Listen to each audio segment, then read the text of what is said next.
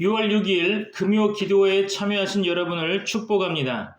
오늘 본문의 말씀은 로마서 7장 7절로 11절 말씀입니다. 율법에 대하여라는 제목으로 하나님의 말씀을 선포하고자 합니다. 오늘 본문의 말씀으로 로마서 7장 7절로 11절 말씀 제가 받들어 봉독하겠습니다. 로마서 7장 7절로 11절입니다.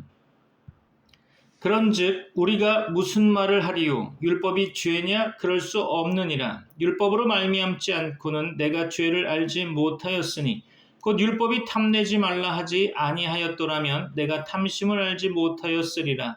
그러나 죄가 기회를 타서 계명으로 말미암아 내 속에서 온갖 탐심을 이루었나니 이는 율법이 없으면 죄가 죽은 것임이라. 전에 율법을 깨닫지 못했을 때에는 내가 살았더니 계명이 이름에 죄는 살아나고 나는 죽었도다. 생명에 이르게 할 그 계명이 내게 대하여 도리어 사망에 이르게 하는 것이 되었도다. 죄가 기회를 타서 계명으로 말미암아 나를 속이고 그것으로 나를 죽였는지라. 아멘. 오늘 본문의 말씀을 다루기 전에 먼저 우리가 당연하게 믿고 있지만 성경에는 언급되어 있지 않은 세상의 언어를 좀 살펴보고자 합니다. 하나님은 사랑이시며 하나님은 하나님의 형상으로 만든 인간을 절대 심판하지 않으신다라는 말을 들어보셨나요? 맞는 말 같지만 성경의 방향과 다릅니다. 성경은 회개하지 않으면 하나님은 반드시 그 백성들이라 할지라도 심판하신다고 했습니다. 하나님은 인간의 죄를 그냥 묵고하지 않으시죠. 회개하지 않으면 하나님은 반드시 심판하십니다. 참고로 요한복음 5장 22절로 30절 말씀 봅니다. 아버지께서 아무도 심판하지 아니하시고 심판을 다 아들에게 맡기셨으니 이는 모든 사람으로 아버지를 공경하는 것 같이 아들을 공경하게 하려 하심이라. 아들을 공경하지 아니하는 자는 그를 보내신 아버지도 공경하지 아니하느니라.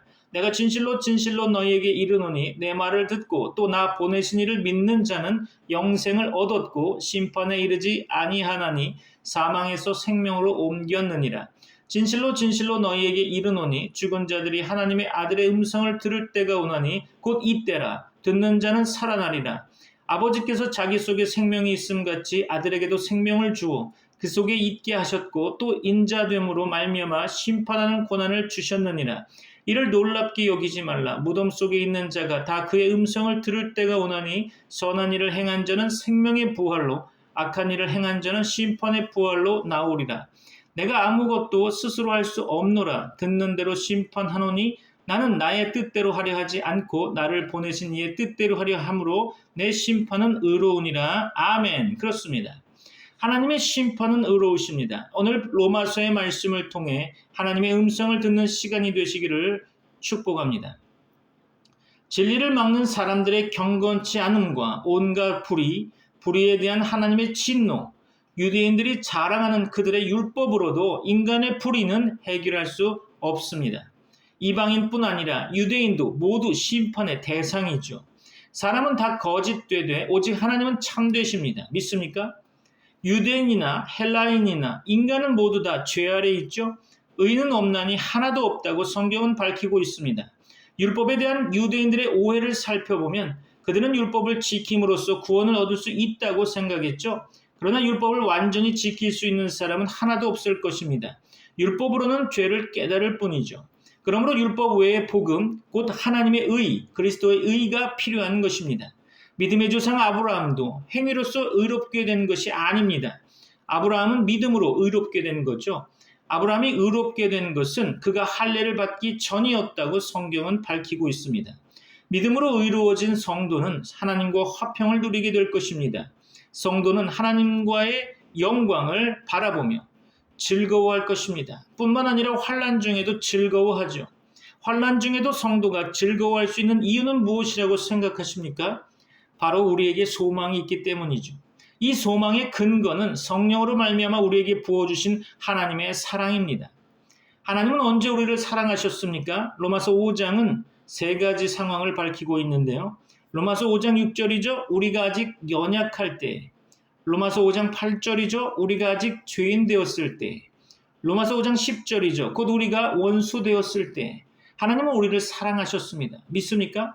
그럼에도 불구하고 성도가 죄의 굴레에서 완전히 벗어난 것은 아니겠죠. 감사한 것은 죄가 더한 곳에 은혜가 더욱 넘친다는 사실입니다. 그렇다고 해서 성도가 고의적으로 죄에 거할 수는 없는 거죠. 성도는 죄에 대하여는 죽고 하나님께 대하여는 산 자가 되었습니다. 하나님께 대하여 산 자들은 자신의 지체를 의의 무기로 하나님께 드려야 할 것입니다. 성도는 신분상 죄에서 완전히 해방되어 예수님께 속한 자입니다. 따라서 성도는 예수님께 속한 자답게 하나님을 위하여 열매를 맺어야 하는 거죠. 그러나 예수님을 믿는다고 해서 죄의 세력이 한순간에 완전히 사라지는 것은 아니죠. 그렇죠? 내 속에 또 하나의 내가 있다는 것입니다. 로마서 7장에서 언급한 나라는 주체는 바울 자신을 말하는 것이 아니고 인간 속에 존재하는 또 다른 죄의 실체인 나를 지칭하는 수사학적인 대명사죠. 그러므로 성도는 오호라 나는 곤고한 사람이로다. 이 사망의 몸에서 누가 나를 건져내랴 라고 고백하지 않을 수 없는 거죠. 진정 이렇게 고백할 때에 우리는 더욱더 예수 그리스도의 은혜를 의지하지 않을 수 없을 것입니다. 주의 은혜가 아니면 살 길이 없기 때문이죠. 그리스도 예수 안에 있는 자에게는 결코 정죄함이 없습니다. 믿습니까? 그리스도의 은혜가 우리를 덮어버리기 때문이죠. 그리스도 예수 안에 있는 성도는 그리스도의 영, 곧 성령의 통치를 받는 자들입니다. 맞습니까? 그러므로 성도는 육신대로 살지 않게 되는 거죠. 성도는 성령으로 말미암아 하나님을 아바, 아버지라고 부르며 기도하게 될 것입니다. 그리고 그리스도의 고난에 기꺼이 참여하게 되죠. 고난 속에서도 성도라면 낙심하지 않을 것입니다. 장차 나타날 영광이 현재의 고난보다 훨씬 더 크기 때문이죠. 고난 속에 있는 성도들이 그 고난을 능히 이겨내도록 성령께서는 성도를 위해 친히 간구하십니다. 하나님을 사랑하는 자, 곧 그 뜻대로 부르심을 입은 자들에게는 모든 것이 합력하여 선을 이루게 되는 거죠. 하나님의 사랑은 세상의 그 무엇으로도 끊을 수가 없는 것입니다. 본문을 보면서 좀 더 자세히 하나님의 말씀을 살펴보고자 합니다. 본문 로마서 7장 7절이죠. 그런즉 우리가 무슨 말을 하리요? 율법이 죄냐? 그럴 수 없느니라. 율법으로 말미암지 않고는 내가 죄를 알지 못하였나니 곧 율법이 탐내지 말라 하지 아니하였더라면 내가 탐심을 알지 못하였으리라. 그렇죠. 본문에서 그런즉 우리가 무슨 말을 하리요? 율법이 죄냐? 그렇죠. 사도 바울은 지금까지 율법에 대해서 부정적인 견해를 치유해 왔었죠. 그의 글을 읽는 사람들은 율법이 죄를 유발시키는 것으로 생각하게 될 수도 있고 하나님께서 이스라엘 백성에게 율법을 주신 사실에 대해 의아하게 생각할 수도 있을 것입니다. 그러나 바울이 지금까지 율법에 대해 부정적인 견해를 취한 것은 율법으로 구원에 이를 수 없으며 사람이 육신의 지배를 받을 때는 율법이 도리어 죄를 깨닫게 하고 죄의 정욕에 사로잡히게 한다는 사실을 지적하기 위한 것이겠죠. 자, 본문에서 율법으로 말미암지 않고는 내가 죄를 알지 못하였으니, 그렇죠? 이 말은 율법이 없는 곳에는 범함도 없느니라라는 로마서 4장 15절의 표현과 일맥상통하다고 할 수 있겠죠. 죄는 율법 때문에 생성되는 것도 아니고 율법 안에 있는 것도 아닙니다. 바로 우리 안에 있는 거죠. 다만 율법은 그 죄를 죄로 규정하면서 하나님의 의를 나타내고 있는 것입니다. 율법으로 말미암지란 표현은 율법의 죄를 깨닫게 해주는 데에 꼭 필요하다는 것을 보여주는 것이죠. 그렇기 때문에 율법에 가까이 서 있는 사람은 자신이 죄인임을 더욱 확실하게 깨닫게 되는 거죠. 자, 본문에서 율법이 탐내지 말라 하지 아니하였더라면, 그렇죠? 바울은 율법 중 탐심을 경계하는 구절을 대표적으로 언급하고 있습니다. 이에 대해서는 두 가지로 해석할 수 있을 것인데요. 첫 번째로 탐심은 인간의 심성 속에 은밀하게 자리 잡고 있으며 실제적인 범법 행위가 아니기 때문에 사람들의 죄로 깨닫지 못하고 있다는 거죠. 그러나 율법은 인간의 심성에서 일어날 수 있는 이 악한 동기도 죄라고 가르쳐 줌으로써 죄를 깨닫게 하여 하나님의 의를 드러나게 되는 거죠. 인간 사회에서는 탐심으로는 죄가 성립되는 것이 아니지만 하나님 앞에서는 모든 악한 동기조차 죄로 규정되고 있는 것입니다. 참고로 마태복음 5장 27절로 28절이죠. 또 간음하지 말라 하였다는 것을 너희가 들었으나 나는 너희에게 이르노니 음욕을 품고 여자를 보는 자마다 마음에 이미 간음하였느니라. 아멘. 그렇죠. 자, 둘째로 아담과 하와의 타락이 육신의 정욕과 안목의 정욕 그리고 이생의 자랑으로 표현될 수 있듯이 타락한 인간의 죄는 탐욕에서 출발하는 거죠. 이것은 또한 우상 숭배와 같습니다. 바울이 탐욕을 우상 숭배와 같이 취급한 이유는 둘 다 헛된 것을 추구하기 때문이겠죠. 하나님과 원수가 되기 때문입니다. 본문으로 돌아가서 본문 로마서 7장 8절 봅니다. 그러나 죄가 기회를 타서 계명으로 말미암아 내 속에서 온갖 탐심을 이루었나니 이는 율법이 없으면 죄가 죽은 것임이라. 아멘. 자, 본문 가운데 죄가 기회를 타서, 자, 이 표현을 통해서 죄가 인격성을 가지고 능동적인 활동을 한다는 표현으로 죄가 가지고 있는 특성과 그 유래를 보여주고 있죠. 그러므로 8절 배후에 유혹과 타락에 관한 창세기 기사가 깔려 있다고 볼 수 있겠죠. 또한 죄가 인격성을 가진 주체로 표현되는 것은 사단의 교활한 특성을 반영하고자 한 것입니다. 틈만 보이면 달려드는 맹수와 같은 성격을 가진 이 죄의 모습을 보여주고 있는 거죠. 자, 본문에서 언급한 바 계명으로 말미암아 내 속에서 온갖 탐심을 이루었나니, 자, 이 말을 달리 표현하자면 탐심이 속에서 잠재해 있다가 계명으로 인해서 드러난다라는 의미로 볼 수 있겠죠. 이 표현은 이미 7절 하반절에서 언급된 것과 같은 의미이기도 하는데요. 인간의 마음이 백지와 같음을 전제하고 죄가 계명을 통해 탐심을 유발시킨다는 의미가 아니라 이미 인간 내부에 있는 탐심이 죄의 요구를 따라 계명을 교묘하게 이용해서 온갖 탐심을 이룬다는 말인 거죠. 어렵죠? 이처럼 끝없이 유발되는 죄로 인해서 인간은 도무지 살 길을 찾을 수 없게 될 것입니다. 자, 본문 말씀 가운데 이는 율법이 없으면 죄가 죽은 것임이라. 그렇죠. 8절의 말씀은 로마서 4장 15절의 말씀에서 언급한 바와 같이 율법이 없는 곳에 범함도 없느니라 라는 말씀과 의미상 같아 보이죠. 왜냐하면 죄가 죽었다라는 것은 죄의 존재 자체를 부정하는 것이 아니라 인간의 죄에 대한 인식이 법 없이는 불가능하다는 뜻으로서 이해되어야 하기 때문이죠. 여하간 본장 로마서 7장에서 강조하고 있는 바는 죄 자체는 항상 활동하고 있으나 인간 편에서 법이 없을 때는 그 죄를 죄로 여기지 못하고 있었는데 율법의 죄를 밝히 드러나게 함으로써 인간은 자신이 죄인임을 깨닫게 된다는 사실이 본장 7장에서 강조되고 있는 것입니다. 자, 본문 로마서 7장 9절이죠. 전에 율법을 깨닫지 못했을 때에는 내가 살았더니 계명이 이름에 죄는 살아나고 나는 죽었도다. 아멘. 그렇습니다. 자, 본문에서 전에 율법을 깨닫지 못했을 때에는, 자, 그리스도를 알기 이전이라도 사도 바울은 율법을 잘 알고 있었을 것입니다. 바울은 율법의 각 조문에 대해 익히 잘 알고 있었으며 그것을 수행하는 데 있어서 누구 못지않게 자신이 있었겠죠.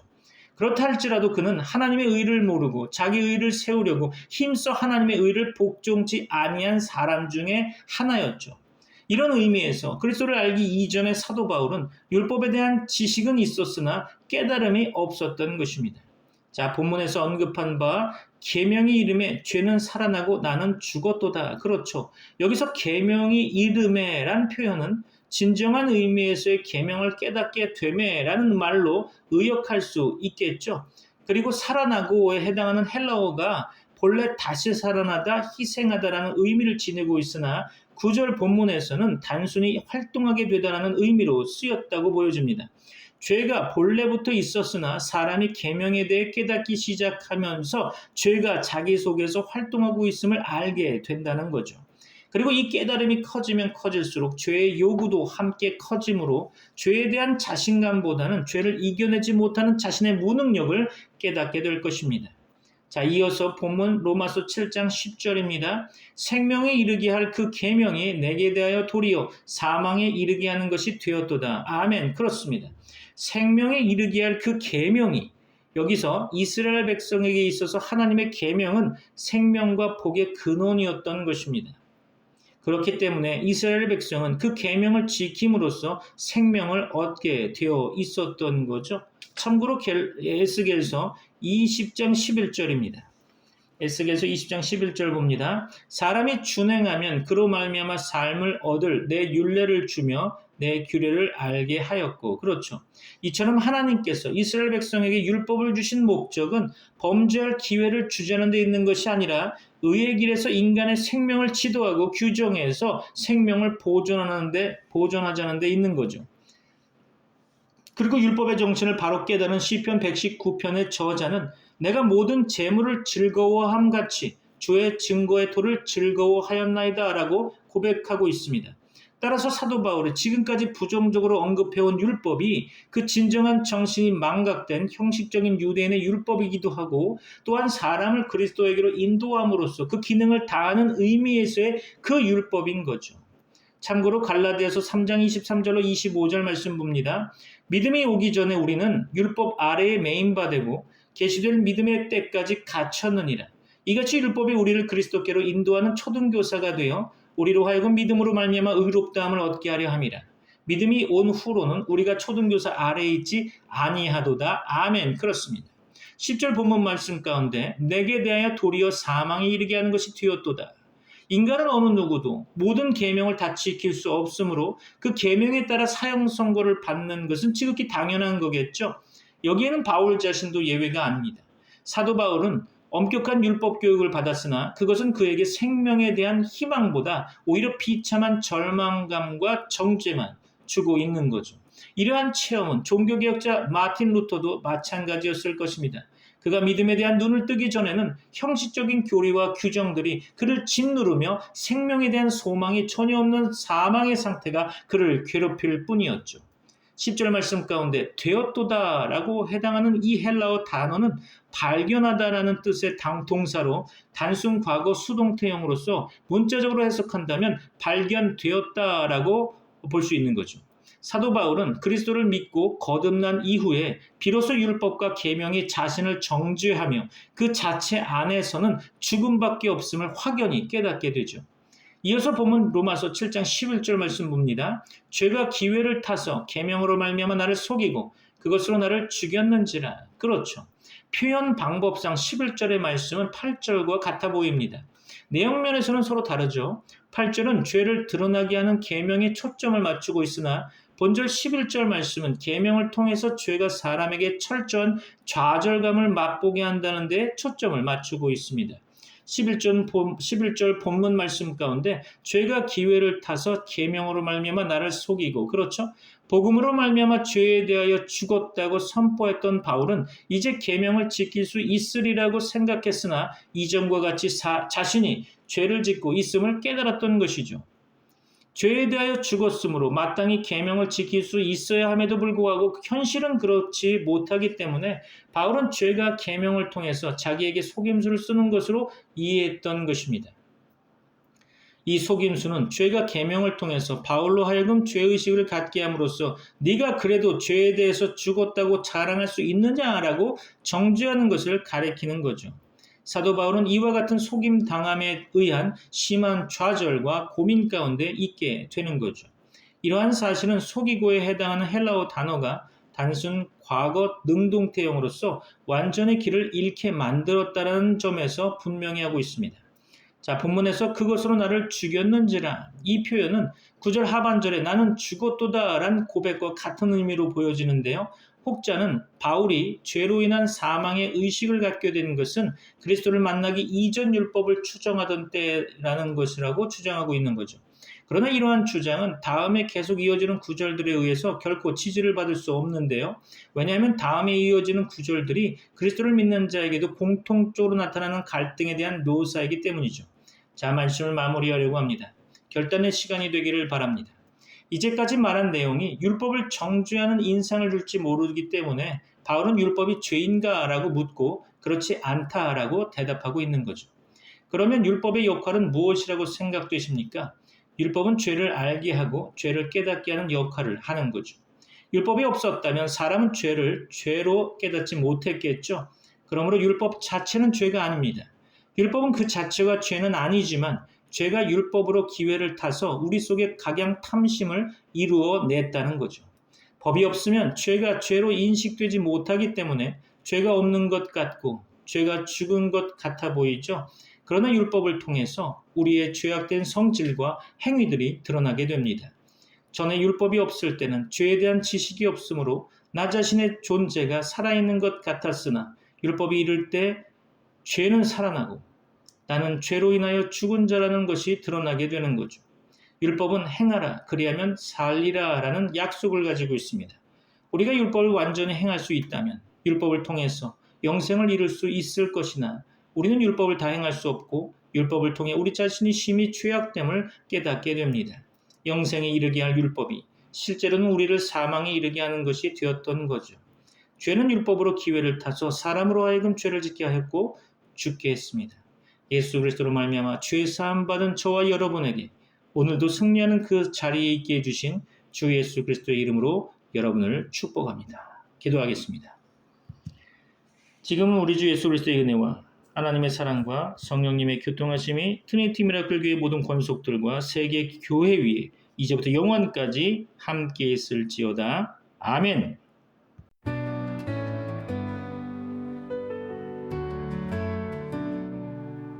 Our Father in heaven, hallowed be your name.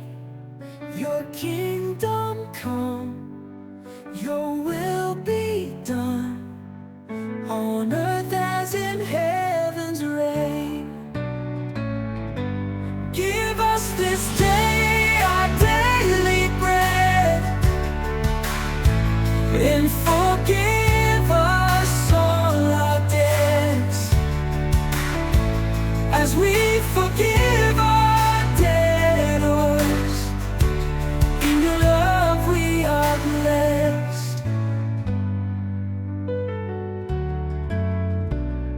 Lead us not into temptation's snare, but deliver us from evil's despair. For yours is the kingdom, the power, and the glory forever and ever. Amen. Give us this day our daily bread, and forgive us all our debts, as we forgive our debtors. In your love we are blessed.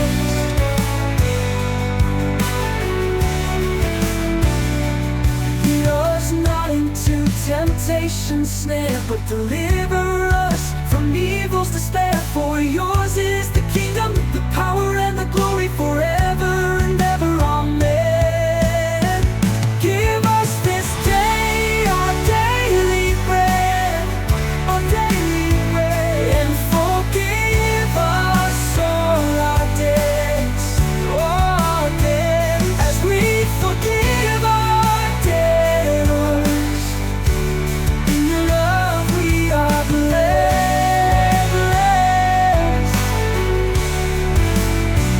Your kingdom come, your will be done, in every heart and everyone, on earth as it is in heaven above. We sing to you with endless love. Give